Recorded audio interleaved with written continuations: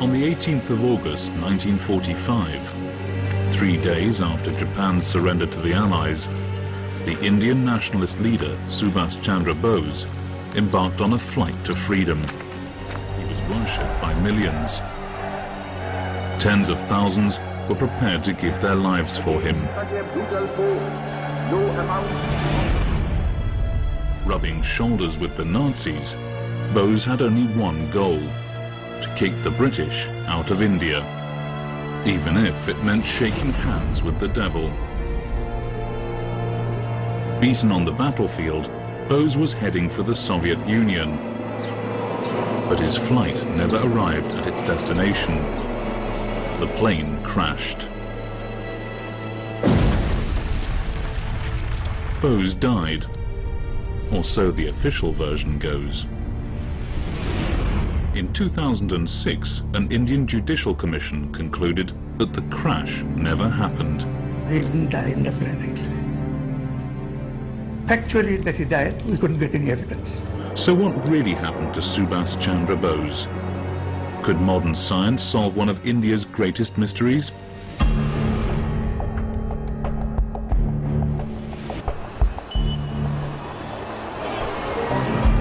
Calcutta, the former capital of British India, the hometown of Subhas Chandra Bose.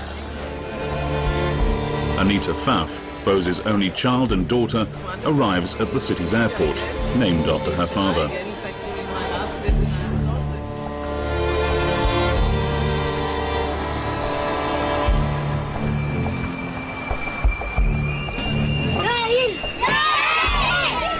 Born and raised in Austria, Anita is an infrequent visitor to India. So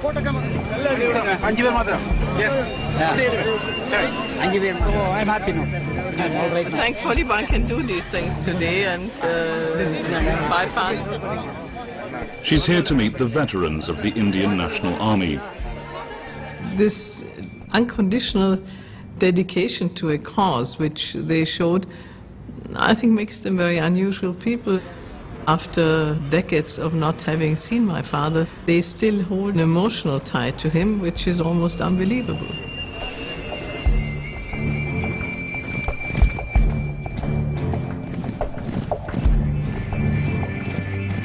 In 1944, 40,000 of them had marched from Singapore to the jungles of India, together with the Japanese. A man with unlimited courage. A man with a distant vision.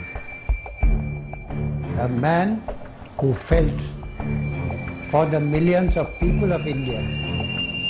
For many Indians, Subhas Chandra Bose has a unique place in history.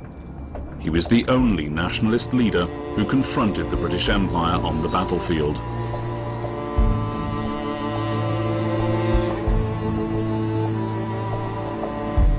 Today, Anita Pfaff is on a personal journey of discovery about the father she never knew.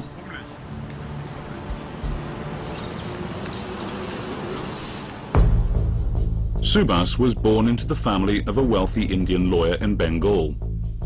He was sent to a British school, as his father considered himself a loyal supporter of the British Raj. The British had been the colonial masters of the Indian subcontinent for more than a century. Bringing unity and stability to the country, they ruled with the consent of India's governing classes. One day Subhas might become an officer under British command.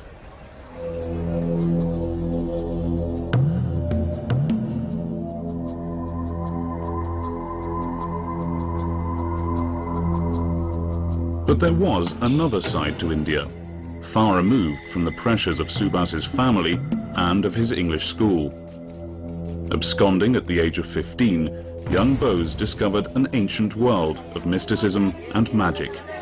In his teenage years, there was a rebellion. He ran away from home with a friend, went to northern India. It seemed to be a kind of spiritual seeking. He thought of himself as something of a pilgrim, of a searcher going out, searching for truth. Bose moved to Calcutta. It fully struck him how British rule was ultimately racist, and how Indians were discriminated against by their European masters. There was one club. It was meant for only for Europeans, not for others. Asiatics nahi, Indian nahi. So on the gate it was written, dogs and Indians are not allowed. Subhas entered Presidency College. He's fondly remembered for standing up for the rights of his fellow Indians when he was a student here. Being the child of any successful parent, you get a degree of reflected glory, whether you like it or not.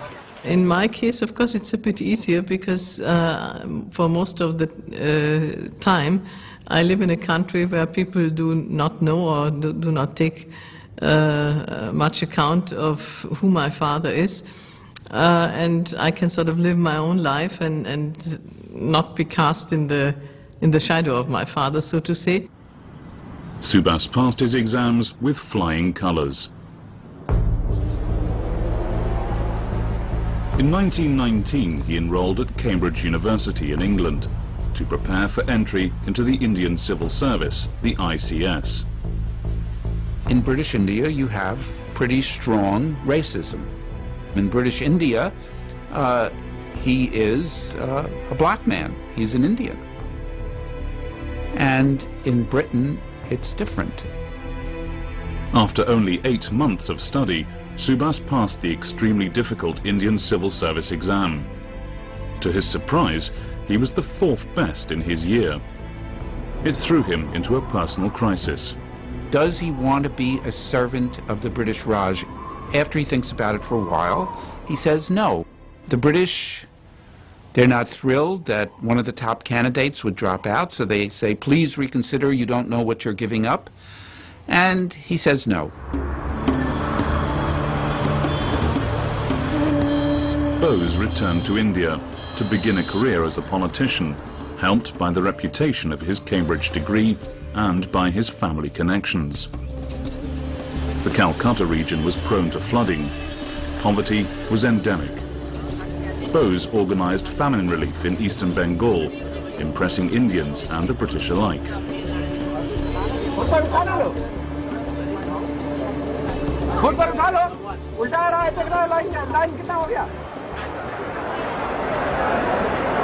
But it was Bose's fervent nationalism that didn't go down well with the British colonial authorities. He soon organized protests and strikes against British rule. His declared goal was to kick the British out of India. There were even rumors that he had links with Bengali terrorists. It didn't take long until he was arrested.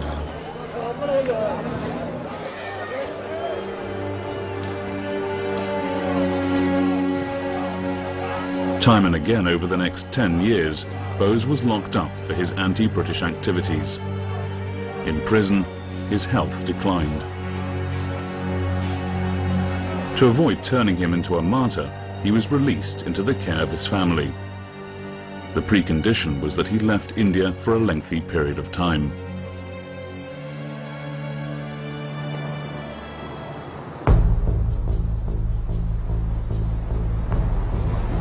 In 1933, he boarded a ship to Europe. His destination was Austria, where he was diagnosed as having a stone in his gallbladder. After an operation, Bose's health gradually improved. As he couldn't be in India, he would continue his struggle on the international stage. He calls himself, during this European period, Ambassador of India in Bondage. He wants Europeans, non-British, to support the efforts of India to obtain independence from the British Empire. Writing his autobiography, he hired a young Austrian woman, Emilia Schenkel, as his secretary. The two fell in love and secretly got married.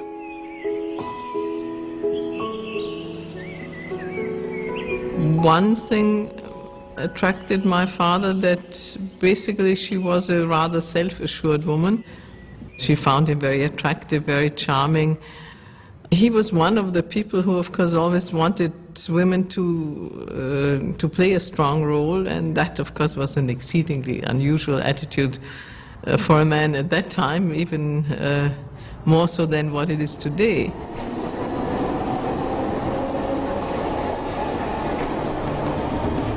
In India, there are many reminders of Bose's travels in the German-speaking world. It's made him hugely popular among the Indian young. For Anita, there is little she can do to escape her celebrity status as the daughter of one of India's greatest independence heroes.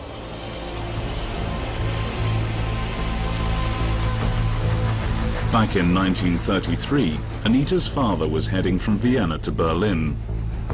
It was the beginning of the most controversial aspect of the Indian nationalist's life. He'd come to meet the Nazis who'd recently taken over power.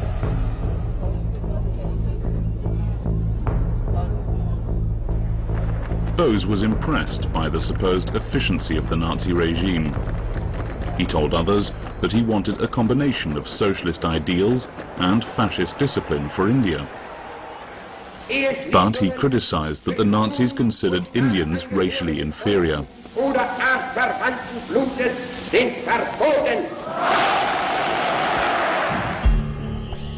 Bose held meetings with Nazi officials.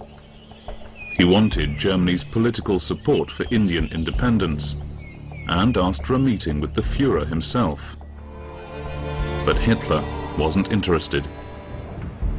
In his book, Mein Kampf, My Struggle, written in the 1920s, Hitler declared that the British rule in India in the very best interest of the white person's race.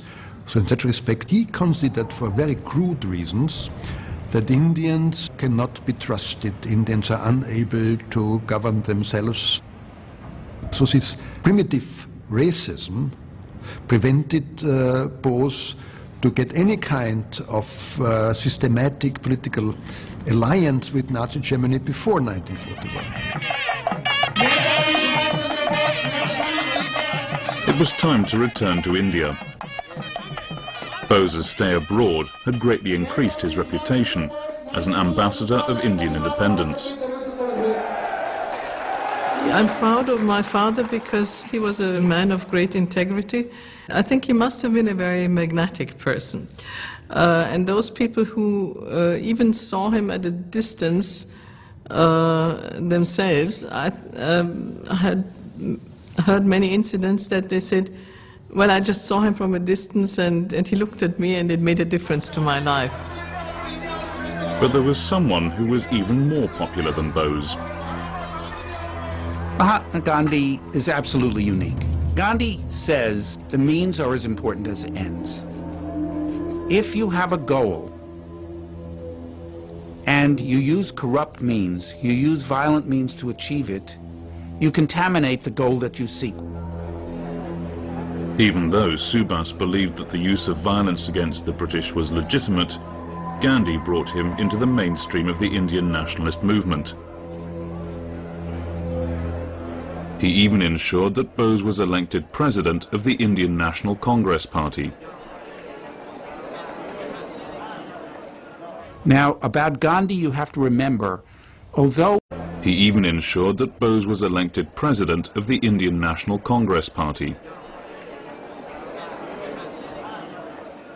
Now, about Gandhi, you have to remember, although he sounds like a saint, he's a politician. He's a master of raising money. He's a master of propaganda. He's a master of choosing men who will help him. But Bose became disillusioned with the lack of zeal amongst Congress leaders, like Jawaharlal Nehru, Gandhi's favorite political protege. Subhas publicly advocated the use of violence against the British. India is going to be free. Our struggle is no doubt a non-violent struggle. But even a non-violent struggle demands an army, an organization, and a machinery. Gandhi was shocked. and Bose was forced to resign. He rallied the radical Indian left around him and set up a new political party, the Forward Bloc. But events a long way from India were working against him. Der Großangriff auf London nimmt seinen Anfang. Britain was under attack by Nazi Germany. In August 1940, German bombers were flying raids against London. There was widespread talk of an imminent invasion. Britain's ultra-conservative new Prime Minister, Winston Churchill, advocated a tough hand in India, while the war in Europe was threatening the survival of Britain as an independent nation. Now wasn't the time to go soft on Indian nationalists. Churchill is a great war leader for Great Britain and a disaster for India. He talks about Indians in such an incredibly condescending, almost racist way that he is hated in India. Bose and his followers were arrested. The Forward Bloc movement came to a halt.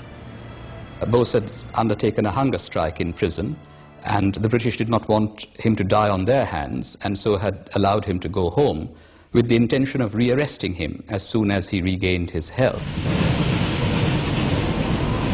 But Bose managed to escape. In disguise, he headed north. He then walked across the border into Afghanistan. His life was in great danger, as newly discovered documents prove.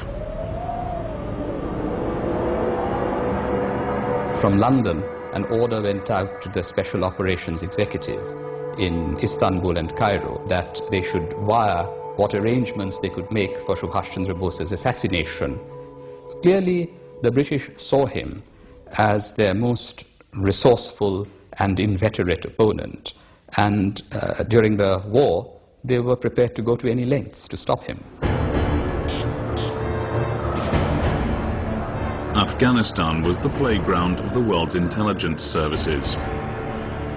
Everywhere, Bose had to suspect a British agent.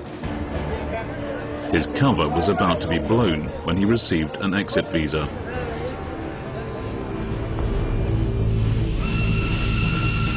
Bose boarded a train and headed north. His first stop was Moscow. Bose was always very much impressed by the Soviet Union, by Lenin, even by Stalin, and he was always interested to get the kind of relationship with the Soviet politicians. But Stalin didn't trust the Indian nationalist. He feared that Bose might be a British agent. Subhas only received a transit visa and was forced to continue his journey. His final destination was Germany, which had a non-aggression treaty with the Soviet Union.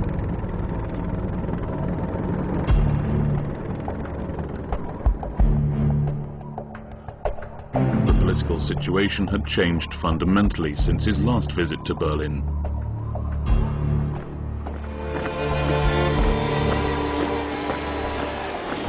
The Nazis were at the height of their power, the masters of Western and Central Europe. Bose wanted to enlist their help in his struggle for Indian independence. In the early 40s, he felt that the old imperialisms of the British and the French and the Dutch were in conflict with the new imperialisms of Germany, Japan, and Italy, and the colonized countries of Asia might as well take advantage of that conflict to press for their own freedom. Within 6 days of his arrival in Berlin, Bose requested Germany and Italy to make statements in support of Indian independence. He also demanded money and military aid.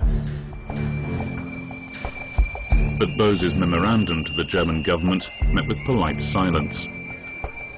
Hitler was busy putting the final touches to a plan he'd been harboring since the 1920s.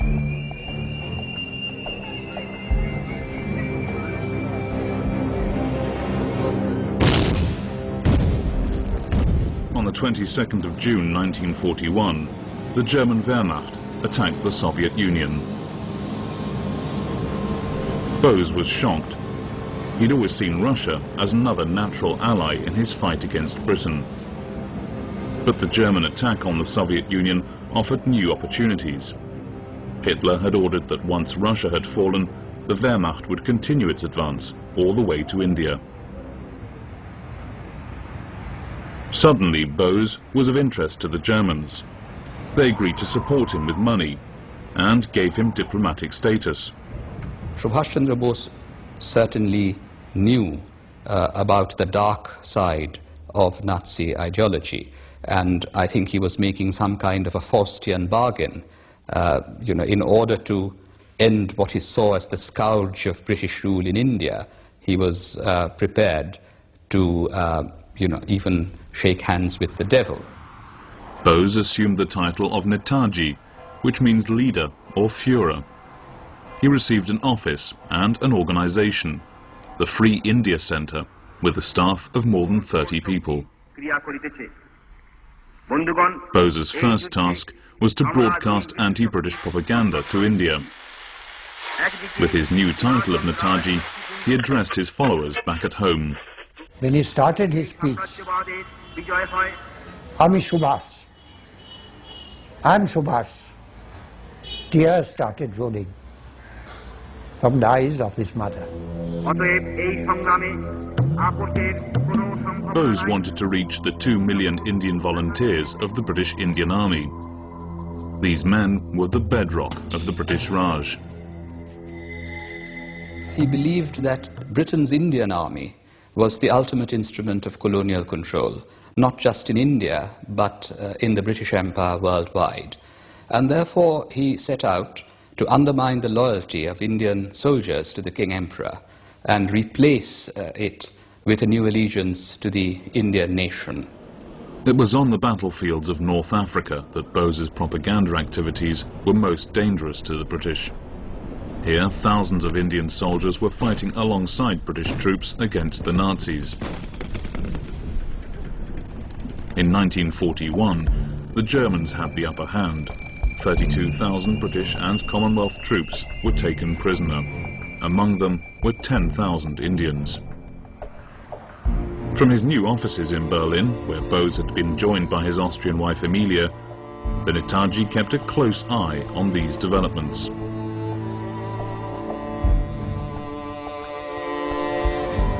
His focus was on the sleepy German town of Annaburg, south of Berlin. During the war, it was the arrival point for the nearby POW camp of Königsbrück. In the autumn of 1941, the first detachment of British Indian prisoners arrived here by train. They'd been specially separated from their British comrades. Bose soon paid the camp a visit. The Netaji proposed that the Indian POWs should join a special Indian legion within the Wehrmacht, loyal to himself and to Adolf Hitler. My husband accompanied them as an interpreter, and he explained that the Sikhs, the ones with the turbans, it was always very difficult to convince them. They always started talking about the salt. We eat English salt, and we swore an oath to them. Bose didn't react angrily. He said, "I understand that, but it's your land you're working for. Your land needs to be free, and everything we can do, we're doing it for ourselves." And the Sikhs accepted that. A total of 3,500 Indian soldiers signed up. Though part of the Wehrmacht, their goal was the liberation of India. The National Socialist arrogance with respect to the Indians, that wasn't really relevant for us. On the contrary, we thought, okay, they're different. And maybe they're not what you expect from a German soldier either. But that's why they're Indians. We have to accept that.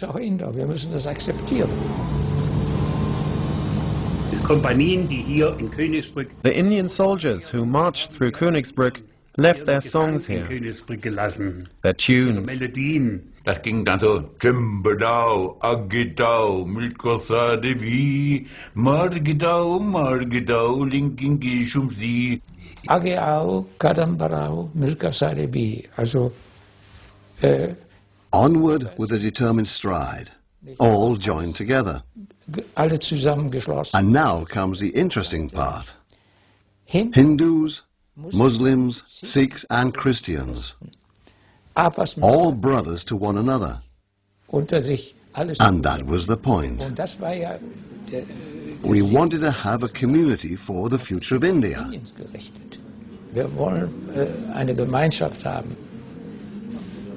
And we were successful. Am hohen Drahtzaun standen slim, handsome men stood at the tall chain link fence with turbans, very exotic.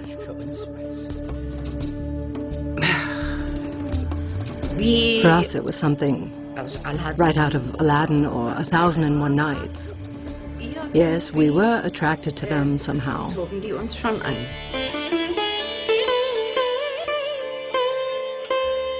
I saw all the Indians, and they all appealed to me.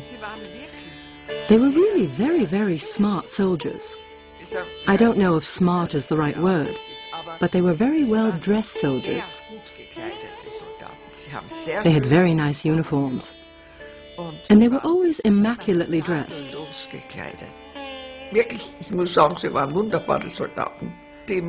the girls lusted after the Indians at the time.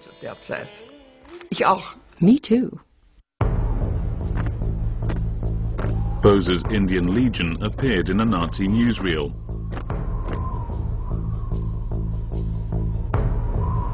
Ironically, one of the world's fiercest critics of European colonialism could be seen allied to the world's most racist and imperialistic state. But the Wehrmacht's war against Russia wasn't going well. The chances of reaching India were slim. Bose was looking for new allies. The Japanese were much closer to India than the Germans. After its surprise attack on Pearl Harbor, Japan had entered the war on Germany's side. Sweeping down the Malay Peninsula, the Japanese had caught the British forces in Southeast Asia than the Germans. After its surprise attack on Pearl Harbor, Japan had entered the war on Germany's side.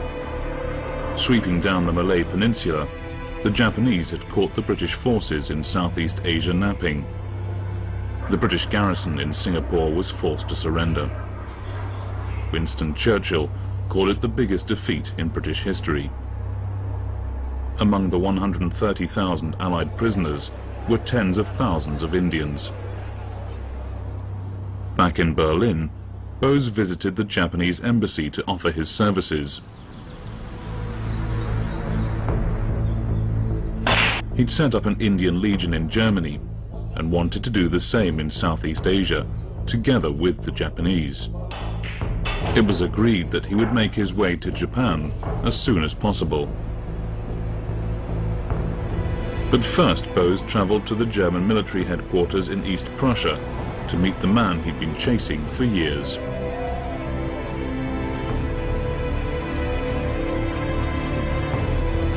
Bose's prestige in Germany was at a high.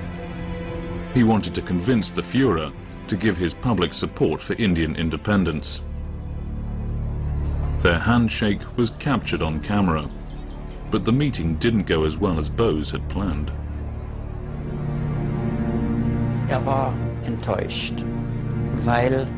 He was disappointed because Hitler was not prepared to issue a declaration in support of Indian independence. Hitler wouldn't do it, Ribbentrop wouldn't do it either. No one would. Despite the disappointment, the mere fact of Bose's meeting with Hitler was an extraordinary propaganda coup for the Netaji. It was seized upon by friends and foes alike.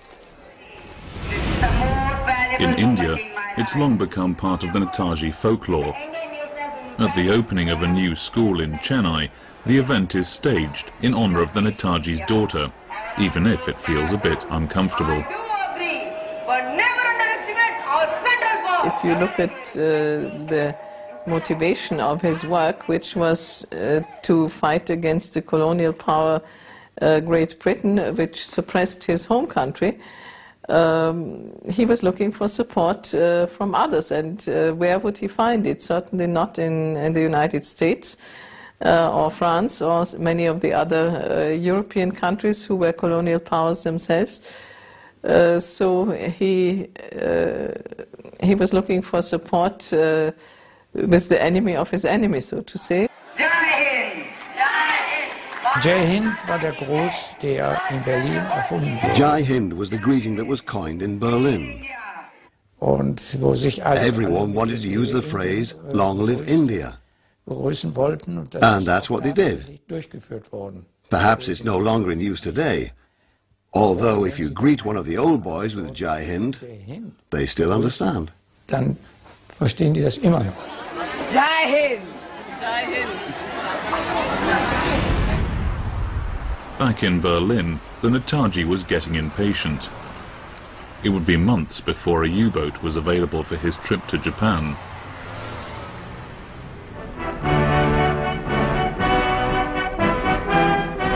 Bose used the time to hold an international conference on India.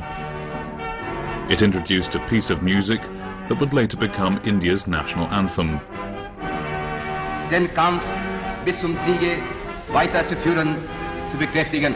In diesem Kampf, der für Indien ein Kampf Sein oder Nichtsein ist, kann es nur einen Ausgang geben, unseren gemeinsamen Ziel. Lang leben die Dreifachmächte und ihre Verbündeten. Lang lebe das freie Indien. Da hat große Pläne entwickelt. Das ging ja über He had great plans, beyond new stamps and coins for India. He had ideas on the postal system. He had ideas on how to organize the police.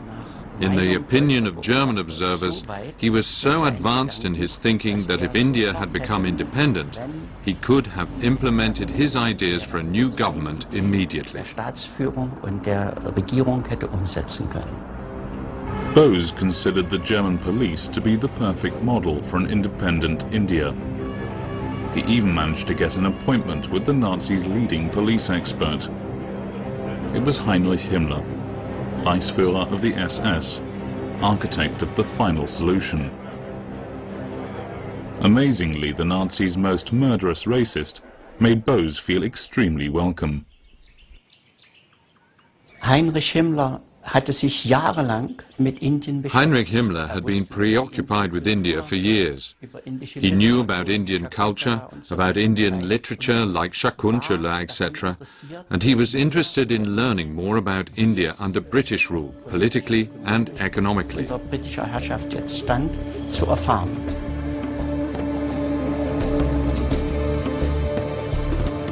In 1938, Himmler had even sent an expedition of SS scientists to Tibet, believing it to be the original heartland of the Germanic tribes.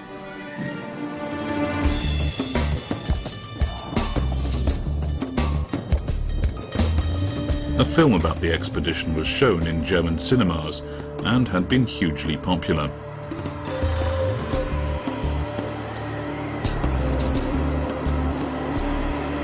During their meeting, Himmler promised Bose that he would protect the Indian Legion. They parted on good terms. The following day, Bose returned to Berlin. Himmler's next appointment was in Auschwitz. For Amelia, these were anxious times. She was several months pregnant. She certainly was not very happy, I'm sure, but I think she always accepted that his love for India came first, and any personal kind of responsibility or affection would have to be in second or third place. I doubt that she argued with him to do anything different, because it certainly would not have had any effect. In November, Emilia gave birth to a baby girl, Anita. 3 months later, Bose's time of waiting came to an end. He boarded the German submarine U-180 and quietly slipped away, leaving behind his wife and daughter. To avoid being detected by British destroyers in the English Channel, Bose's U-boat was heading for the icy waters north of Scotland.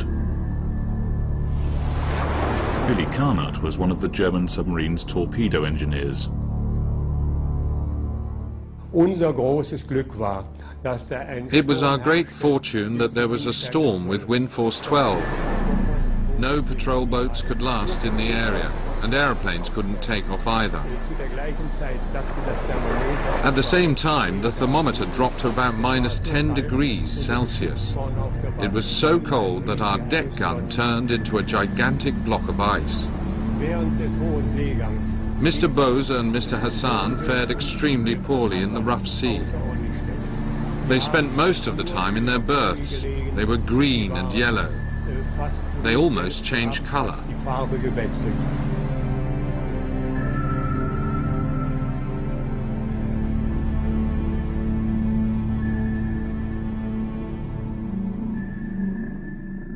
Verschwand ja ganz heimlich. Und es durfte He niemand disappeared secretly, and no one was allowed to say where he had actually gone or where he was. That was why our soldiers felt abandoned. Bose was no longer there. Bose war nicht mehr da.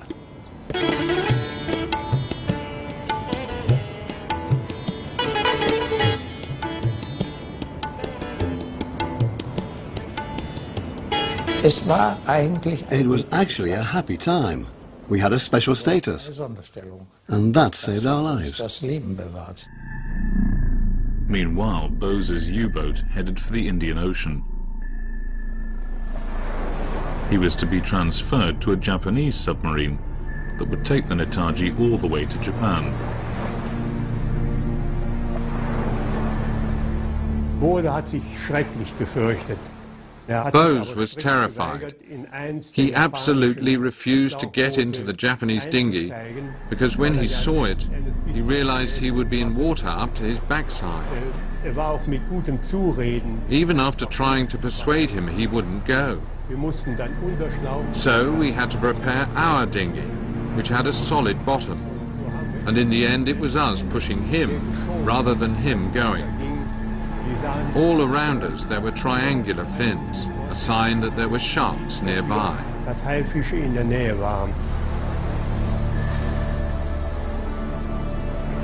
The Japanese submarine managed to carry Bose all the way to Southeast Asia. From there, he boarded a flight to Tokyo.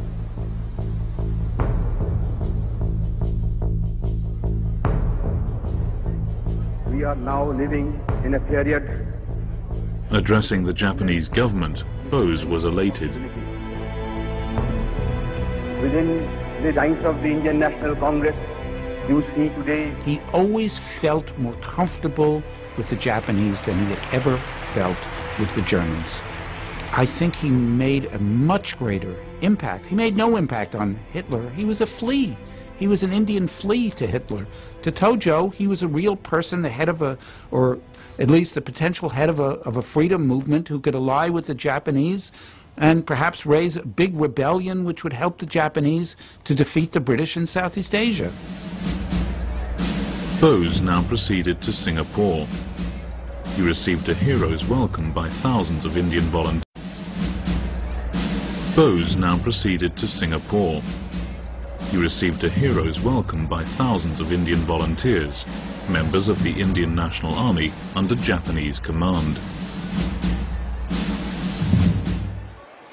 They were ready to fight the British, but had lacked a charismatic Indian leader. Netaji is there.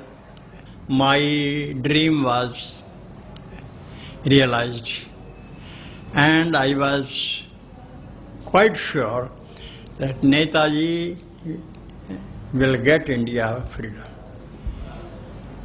And our whole army, there were more than 50,000 Indians. We were ready to sacrifice ourselves, but get India independent. Bose told his followers that together with the Japanese, an attack on British India had every chance of success. Subhas Bose said, oh, as soon as we get into India, hundreds of thousands of people will rise up and fight against the British. Some truly believed in what Subhas Bose was preaching, which is, we are now going to fight for our own freedom. Why should we fight for the victories of the British Empire? Let's fight for Indian freedom. And that's what he persuaded some of them to do. One of the unique features of the Indian National Army was that there was a women's regiment. They were trained to fight, they were given small arms training, and many of them were teenage girls, recruited from the Indian population in Southeast Asia. There were 3 million Indians in Southeast Asia.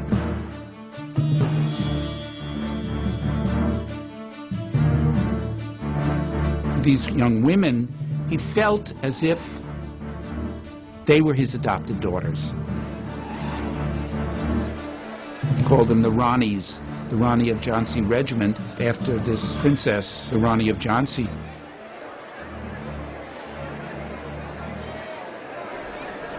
One of the women officers in the INA was Lakshmi Sehgal. A trained medical doctor, she still runs a hospital in Calcutta. Really? My daughter.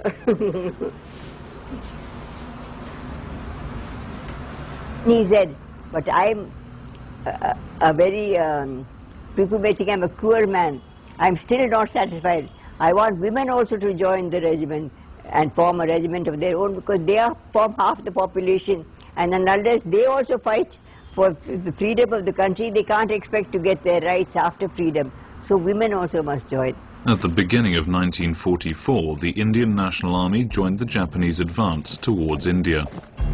The Japanese generals and officers had a lot of respect for Bose.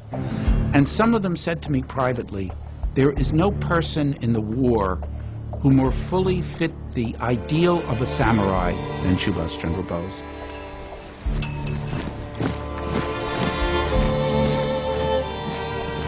Subhas Chandra Bose was actually desperate somehow to get into Bengal, perhaps reach Calcutta, because he felt that then there would be, in fact, be a big civilian uprising in India.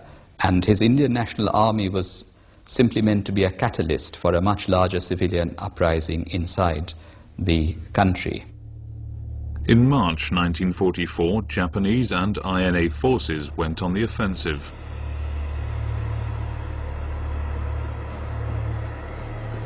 The Japanese expected an easy victory, just like in 1942. But this time, the British were ahead of the game.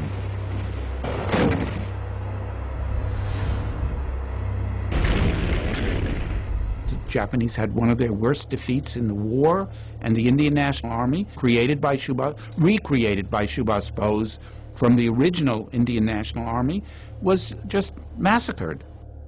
Newly released documents show that a double agent, codenamed Silver, had given the British advance knowledge of the Japanese attack. His real name was Bhagat Ram Talwar. An insider, he'd received the information from the unsuspecting Netaji himself.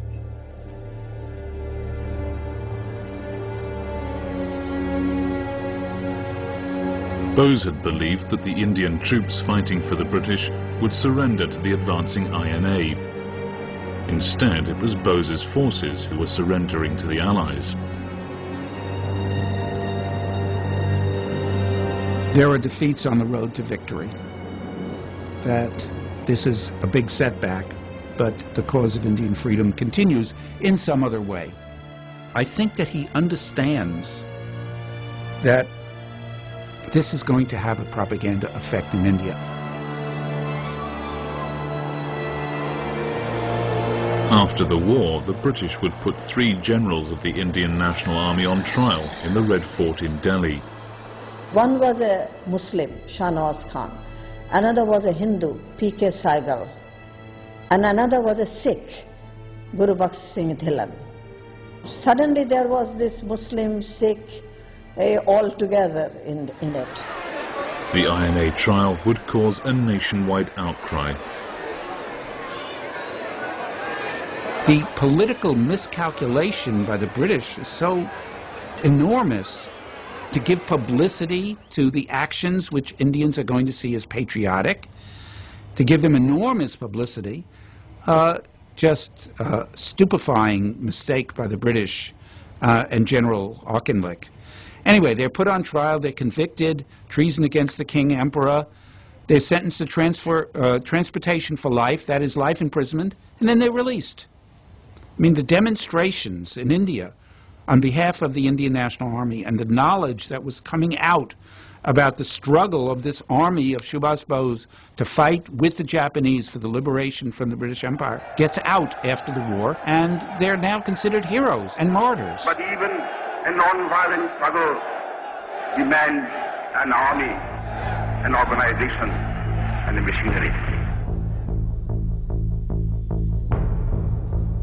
12 months before the trials, on the 18th of August 1945, 3 days after Japan's surrender to the Allies, Bose was still full of confidence about his political future. He decided to fly to Manchuria and surrender to the forces of the Soviet Union and continue his struggle for Indian independence. I think Subhas would have gotten fantastic admiration after independence, and I think he could have been a cabinet minister, he could have been a leader of a very important opposition socialist party, but he would have had a very important role to play. He was a relatively young man, he was 48 years old. But the plane was overloaded. After a stopover in Japanese-occupied Formosa, it developed engine trouble.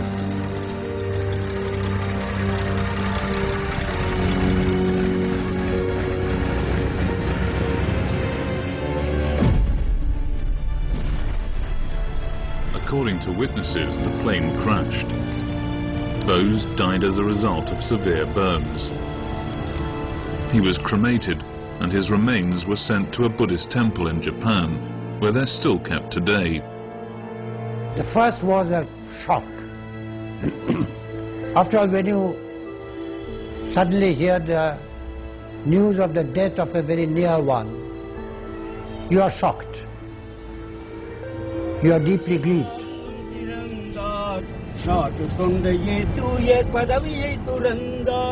News of Bose's death was broadcast around the world.